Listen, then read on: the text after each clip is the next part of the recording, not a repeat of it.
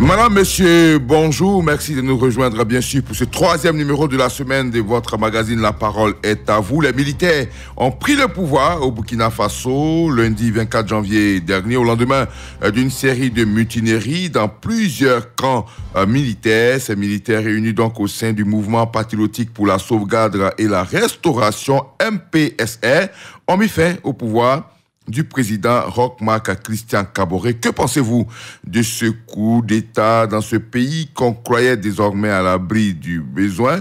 Deux numéros pour nous joindre, le 27 20 21 44 48 ou le 27 20 24 27 87. Déjà, vous êtes très nombreux à réagir sur notre page Facebook. On a bien sûr, soit à moi, Dominique qui dit « Je crois que c'est un coup d'État de trop ». Et il explique avec les djihadistes qui seraient bien sûr la terreur, je suis très inquiet. Albert Kwame Dikalitonguessan nous dit que nos présidents prennent le pouvoir et leur population au sérieux pendant que tu cherches à juger et mettre les gens, bien sûr, qui ont fait un coup d'État depuis 1987 en prison, cherche à faire en sorte que ceux qui t'ont mis au pouvoir soient en sécurité. Puis, Kodjo Trafou dit qu'il est certes salutaire, le coup d'État est certes salutaire, mais n'en faisons pas, bien sûr, une habitude, car trop, c'est trop. Et puis, Yapo Agbassi, ce coup d'État du Burkina Faso est le signe d'un malaise dans la gestion des opérations perpétrées, bien sûr, par les djihadistes. La coopération militaire avec l'armée française n'a jamais apporté de solution. Ce fut le cas donc au Mali. Il est temps que les hommes en armes qui sont, bien sûr, en premier sur la ligne de front prennent leurs responsabilités. Et je crois que l'heure a sonné. Bosson Assérémy nous dit il est grand temps d'arrêter, bien sûr, ces coups d'État qui ne font que retarder le développement de nos pays. Quelles que soient les raisons évoquées, un coup de force ne peut pas résoudre les problèmes, mais au contraire, enfoncer le pays et ses institutions dans l'abîme. Toutefois, que nos dirigeants prennent le temps d'écouter les populations. Voilà. Donc, quelques commentaires. Nous avons un consultant ce matin, bien sûr, pour discuter de cette situation. Grand reporter à Fraternité Matin. Bledson Mathieu, bonjour. Oui, bonjour Adam Bakayoko, bonjour chers auditeurs. Alors, ça devient contagieux, on pourrait le dire. Hein? Guinée, Mali, Burkina Faso, la sous-région ouest africaine renoue avec les mauvaises habitudes. Déjà, qu'est-ce qu'on peut dire, de ce coup d'État au Burkina Faso? Bon, on peut dire qu'on regrette, c'est clair, avec le tableau que vous avez présenté, la Guinée, le Mali et maintenant le Burkina Faso, c'est l'Afrique de l'Ouest qui regrette. Il n'y a pas à justifier cela. C'est vraiment un retour aux années un peu rétrograde. Le coup d'État, un de vos auditeurs l'a dit tout à l'heure, n'apporte absolument rien, vraiment rien. Ça ne fait que retarder les choses parce que tu fais le coup d'État pour réclamer des élections. Les élections auront lieu après un autre qui viendra faire un coup d'État. Les derniers présidents avoir été déchus sont passés par les élections. Mmh. D'accord. Alors, on reviendra à vous. Hein, vous gardez la ligne. Bledson Mathieu, vous êtes le consultant pour cette émission. On va écouter, bien sûr, les auditeurs. On nous écrit, bien sûr, du Burkina Faso, du Mali, de la Guinée. Beaucoup de réactions, en tout cas, ce matin. Donc, vous restez en ligne. Vous ne partez pas, surtout. Monsieur Yema Kwaku Florent, bonjour.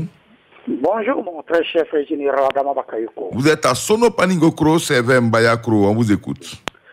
Mon cher frère Adama Bakayoko, il faut d'abord dire qu'un coup d'État n'a jamais arrangé un pays, quelle que soit sa manière. Vous voyez, c'est pourquoi d'ailleurs, il faut fustiger avec la dernière énergie ce coup d'État avec ses conséquences fâcheuses de dégâts humains, matériels, infrastructures de tout genre, et qui n'ont jamais l'Afrique. Bon, nous avons appris qu'en Afrique, l'Afrique est le berceau de l'humanité. Et si l'Afrique est le berceau de l'humanité, et donc une Afrique mature, avec des hommes dotés de sagesse, vous voyez que nos bailleurs, investisseurs et le monde entier nous regardent. Je crois qu'en tout état de cause et de nature, il faut éviter de tels agissements. Et un président démocratiquement élu devrait quitter le pouvoir de manière démocratique par des élections libres, apaisées et transparentes. Et c'est pourquoi je demande aux États de la CEDEAO d'aider ces pays-là, sincèrement, vraiment à régler cette crise politique qui n'arrange aucun État de la CEDEAO ni du monde entier. D'accord. Alors, peut-être leur faire des sanctions, je crois que l'objectif premier de la CEDEAO, même si un État il y a des accords qui ont été signés, qu'on ne doit pas enfreindre à ces accords, je crois que dans un premier temps, il faut aider politiquement, socialement, démocratiquement ce pays à sortir de ces crises. D'accord. Alors, on rappelle, Roch Marc Christian Kaboré est venu au pouvoir, bien sûr, 1 an après le départ de Blaise Compaoré en 2014, bien sûr, dans la rue burkinabé, c'est bien sûr réveillé. Et puis, il y a eu ce départ. Et en 2015, il a été réélu. En novembre 2020, il y a seulement 1 an de cela, il lui reste encore 4 années, bien sûr, pour boucler son mandat. Et il part ainsi. C'était le cas aussi au Mali, avec bien sûr le président malien Ibrahim Boubacar Keïta, qui vient d'ailleurs de nous quitter, paix à son âme, qui avait été également élu pour un premier mandat populaire au Mali, qui a été réélu. Et avant de terminer son mandat également, il a été donc poussé hors, bien sûr, du pays. On retrouve M. Koné Amidou à Daloa. Bonjour. Bonjour, M. Baraiko. Abidjan. Oui, ça va très bien, merci. Merci beaucoup. On vous écoute. Merci pour le sujet de ce matin. Vous voyez, c'est difficile. C'est pourquoi nous demandons toujours la paix. Aujourd'hui, vous faites un recul. C'est nos voisins. Nous sommes dans la CEDEAO. Et véritablement, on ne voudrait plus assister à ça. Mais c'est arrivé. Franchement, il faut qu'on continue. Les autorités qui sont là actuellement, d'après les gens, j'ai suivi certaines des émissions, qu'ils mettent bas à terre, qu'ils viennent vers leurs frères, les frères de la sous-région, pour demander comment est-ce que, en ce moment précis-là, on peut aider ce peuple. Parce que il faut reconnaître, c'est vrai, c'est le bas peuple qui souffre. Vous voyez, ces pays-là sont des pays de l'interland. Comment nourrir la population? C'est ça le véritable problème. Donc moi, pour conseil, je souhaiterais qu'on ne se fatigue pas, on ne se fatigue jamais de demander pardon et de demander aux autres de venir aux cheveux. Comme un autre moment, nous, on a souffert. Donc, quand je vois cet état de fait-là, vraiment, j'ai mal au cœur. Monsieur Koné Amidou, oui. Vous êtes historien, professeur d'histoire donc, dans un lycée à Daloa. Comment comprendre il y a eu d'abord le Mali, ensuite la Guinée, le Burkina Faso, et à chacun de ces coups d'État, les populations sortent pour manifester leur joie. Comment expliquer cela? Je voulais dire que c'est un effet de moule. En réalité, vous avez ceux qui ont les armes là sont les plus forts. Le comportement de la population là, je vais appeler ça, comment on appelle ça, un jeu. Ce n'est pas un vrai jeu. Parce que nous ne sommes pas encore des vrais démocrates. Parce qu'on ne peut pas apprécier un coup d'État. Ce n'est pas possible que des citoyens qui aiment leur patrie apprécient un coup d'État. Je ne sais pas. Est-ce qu'on a peur des armes? Ça aussi, c'est une grosse question. C'est parce qu'ils ont les armes qu'on se comporte. Sinon, la meilleure formule serait, c'est une démocratie. On a voté quelqu'un qui a été élu par ce peuple-là. Donc on ne peut pas accepter que celui-là quitte de la sorte. Quand ça ne va pas, comme on le dit souvent, le peuple peut venir demander au président, voilà, mais le peuple ne peut pas apprécier un coup d'État. Parce que le peuple va désapprécier si ces hommes de coup d'État ne mettent pas bas la tête. Parce que, à la longue, ce serait difficile de gérer ces États-là comme ça. Donc, je ne sais pas, il faut encore sensibiliser la population. Il faut être un véritable citoyen, il faut être patriote. Est-ce que nous sommes véritablement patriotes de nos nations? Véritablement, c'est une grosse question. D'accord. Merci, monsieur Koné Amidou. Bien sûr, de Daloa, on va poursuivre, bien sûr, cette émission. On rappelle que les Maliens, les Burkinabés sont très nombreux sur Facebook à réagir.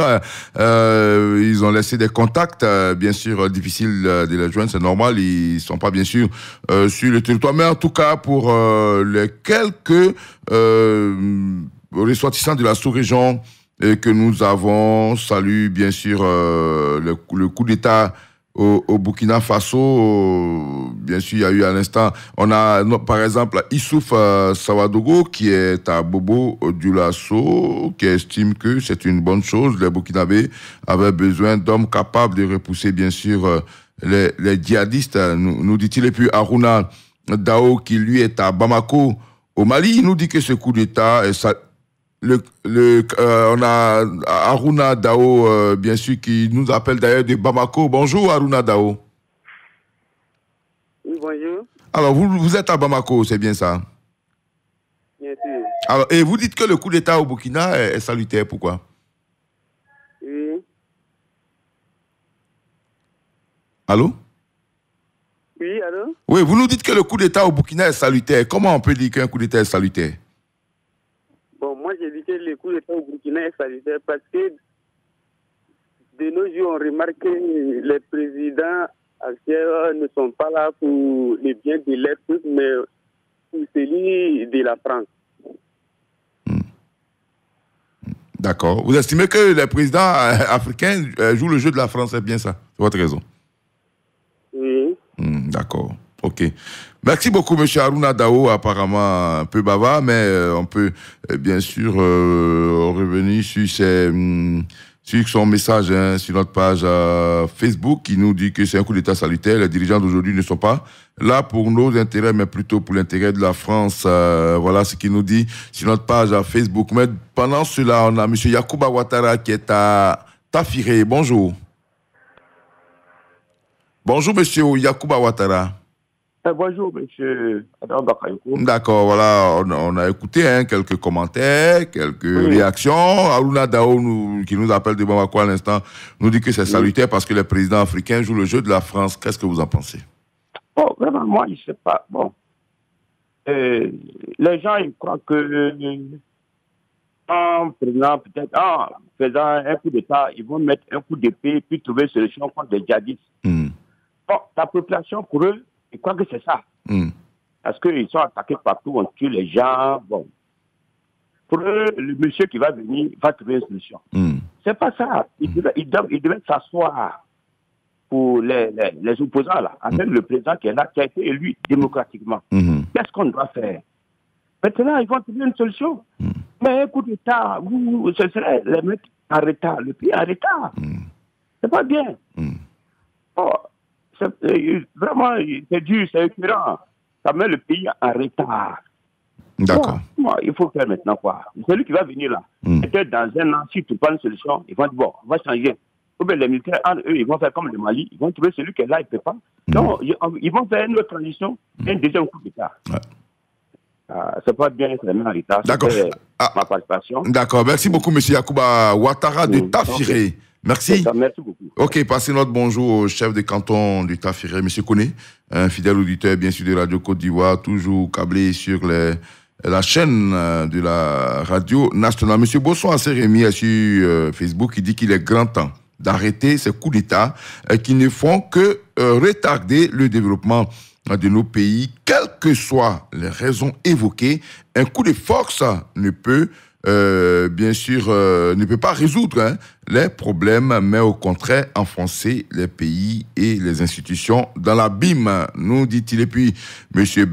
Bertin Tola nous dit que les coups d'État ne peuvent pas finir, bien sûr, en Afrique, tant que les dirigeants vont tordre le cou à la Constitution. Et puis, Roger Nyanzou dit que la mascarade à grande échelle, bien sûr, à répéter des forces de défense au Burkina Faso me semble être la raison, bien sûr, principale de ce coup de force. La réélection du président déchu a été effective à cause de son engagement à lutter contre le terrorisme, alors qu'il n'a pu faire grandes choses, bien sûr, pour lutter contre ce terrorisme-là. On retrouve M. Félix Oko Richard, qui nous appelle de Labodougou. Bonjour.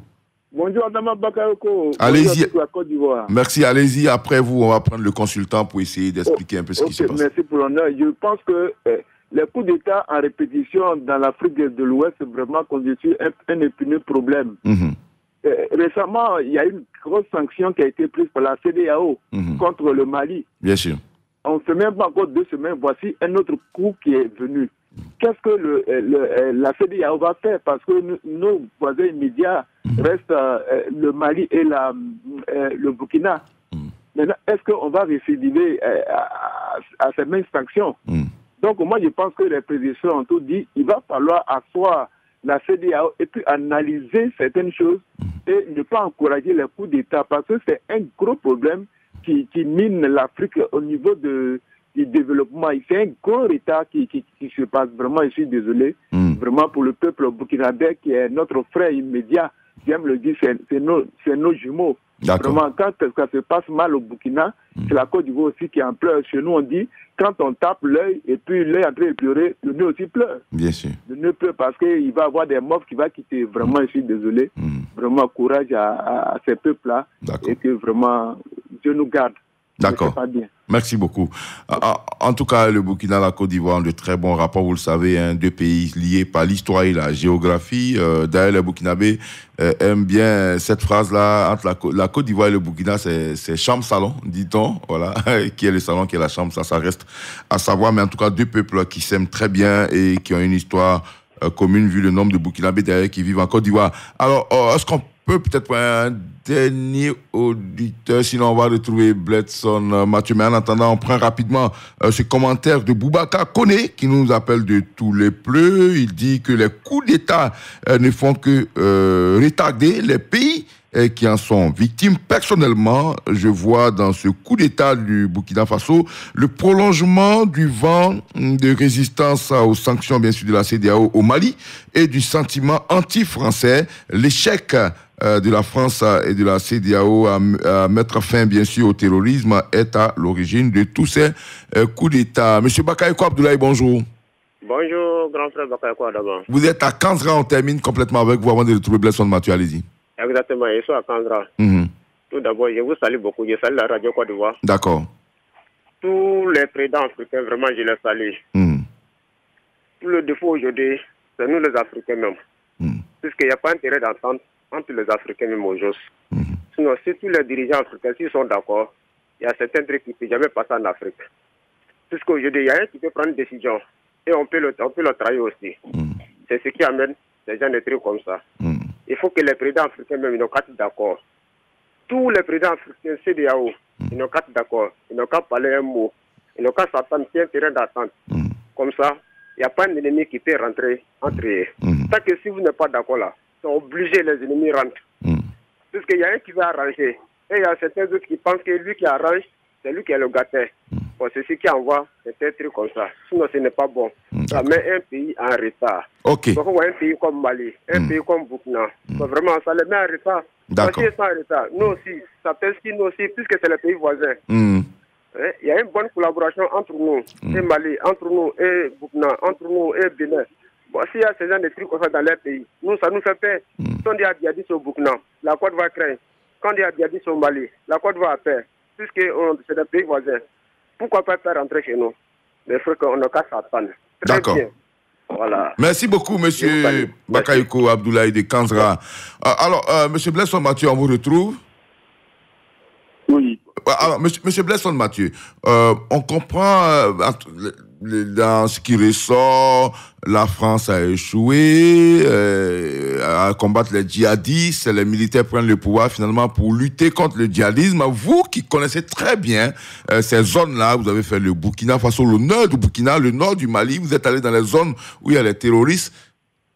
Comment expliquer finalement? Est-ce qu'en faisant les coups d'État, ça résout le problème? Non, ça ne résout pas le problème. D'abord parce que ce sont ceux qui sont sur le terrain qui abandonnent le terrain pour venir s'asseoir dans les capitales. Donc déjà, c'est pas très bon signe. C'est vrai que pour moi, les deux problèmes sont un peu différents, celui du Burkina et celui du Mali, parce que au départ, c'est vrai, dans ces deux pays-là, il y a eu des gens qui sont descendus dans les rues, qui ont marché contre le pouvoir en place, et automatiquement des militaires se sont levés pour dire, bon, écoutez, c'est notre heure, c'est le moment de faire justice au peuple. C'est vrai, parce que même 1 million de personnes descendent dans les rues, et c'est le peuple. On a vu les gilets jaunes en France, aucun militaire n'est sorti de caserne pour venir récupérer le pouvoir, simplement parce que des gens ont marché et sont sur les Champs-Élysées. On a vu aux États-Unis, le pouvoir Trump a été régulièrement contesté, vomi et tout cela, mais les institutions sont restées en place jusqu'aux prochaines élections. Le problème chez nous, c'est que le premier militaire qui se lève se déclare au nom du peuple et puis bon, prend les armes et récupère le pouvoir au moindre faiblissement. C'est normal que les populations ne soient pas d'accord avec ceci, ne soient pas d'accord avec cela. Pour le cas du Burkina, il y a eu des militaires qui étaient au front, qui avaient besoin de nourriture, qui ne l'ont pas eu et ils ont été massacrés. Ça a été le déclic. Les gens ont beaucoup marché et finalement, des soldats ont pris le pouvoir. Le problème, quand ceux qui sont censés être sur le terrain reviennent à Ouaga ou à Bamako s'installent dans les fauteuils ou deux prennent le pouvoir, il n'y a pratiquement personne sur le terrain. Donc ça ne résout pas ce problème-là. Ça ne résout pas ce problème. Alors, M. Blason Mathieu, comment expliquer en début janvier, le Burkina annonce une tentative de coup d'État, arrête des officiers de l'armée, les met en prison, mais finalement le coup d'État a lieu. Alors, comment expliquer cela? Bon, comment expliquer? Parce que la tentative de coup d'État, bon, aujourd'hui, on peut se dire est-ce que c'est vrai ou que c'est faux, mais l'esprit était là. L'esprit était là qu'une partie de la population était mécontente, mais surtout que les djihadistes gagnent du terrain, les djihadistes installent le pouvoir. Je dis aujourd'hui, le nord du Burkina n'appartient plus au Burkina, le nord du Mali, l'est du Mali n'appartient plus au Mali. Quand on parle du Burkina, il s'agit de Bamako et de quelques villes aux alentours. C'est pas compliqué, c'est plus l'ensemble, l'entièreté du pouvoir. Et ça fait assez de mois, c'est même pour ça qu'il est assez énervé. Qu'un pouvoir militaire installé à Bamako, ça n'a pas bougé. Il surfe sur cet esprit dont tu as parlé de vos auditeurs, l'esprit anti-français, qui gagne du temps, du terrain, qui gagne du terrain, je ne sais plus trop d'où ça vient, je ne veux pas être le chargé de communication de la France. D'accord. Mais bon, personne ne fait rien, et que des populations de bonne foi croient que quelque part, il y a une manette que l'Élysée tient et qui gouverne l'Afrique de l'Ouest. Je ne sais pas d'où ça vient. D'accord. Je ne sais pas d'où ça vient. Voilà. D'accord. On a nos problèmes, au lieu de s'asseoir et de voir comment on peut les régler, bon, on pense qu'il y a une main... mais il ne faut pas craindre pour cet effet des contagions, finalement, Guinée, Mali, Burkina, ça fait trop quand même pour la sous-région. Bon, il ne faut pas craindre. Ce qu'il faut craindre pour la Côte d'Ivoire, c'est mon pays, je préfère en parler beaucoup plus que... Je pense que le contexte, à mon avis, est complètement différent. D'abord, et c'est ce que je peux reprocher à ce pouvoir qui a été déchu, ils n'ont pas eu une ligne de développement suffisamment claire et des actes qui annoncent ce développement-là. Je pense à ça au pouvoir qui est assis à la capitale et puis qui est dans les petites palabres avec tel candidat, avec tel parti politique, tu réfléchis comment garder ton pouvoir. Tu ne réfléchis pas comment tu vas régler au moins un problème par jour. Je pense que ça, c'est extrêmement important. Quand quelqu'un se lève, il voit un problème et que demain, il voit un début de solution à son problème, il est moins coléreux. D'accord. Voilà. Okay. Et en Côte d'Ivoire, franchement, nous, en matière de développement, je pense que c'est une opinion personnelle. Oui. Tous les jours, on voit quelque part un acte de développement. Tous les jours, tu sais qu'il y a un gouvernement qui est là, il y a un président qui est là et des actes de développement sont posés. D'accord. Merci beaucoup. En tout cas, on est au thème de l'émission. Merci beaucoup à vous, M. Blason Mathieu. Dans lundi débat, dans quelques semaines, on va revenir sur le sujet à ces coups d'État à profusion dans la sous-région. Merci d'être resté avec nous. Madame, monsieur, merci beaucoup de nous avoir suivis, d'avoir participé à cette émission. Demain matin, on se retrouve pour parler, bien sûr, de la rentrée solennelle du Conseil économique, social, environnemental et culturel. Cette nouvelle vision-là, on en parle demain matin. Je serai en votre compagnie. À demain. Radio Côte d'Ivoire, Abidjan 88.fm.